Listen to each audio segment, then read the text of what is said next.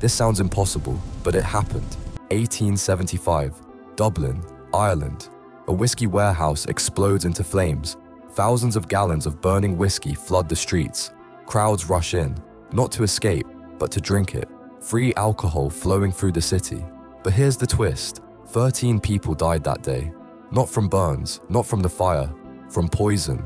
The smoke had contaminated the whiskey. They literally drank themselves to death. The Great Whiskey Fire of Dublin, where greed killed more than flames.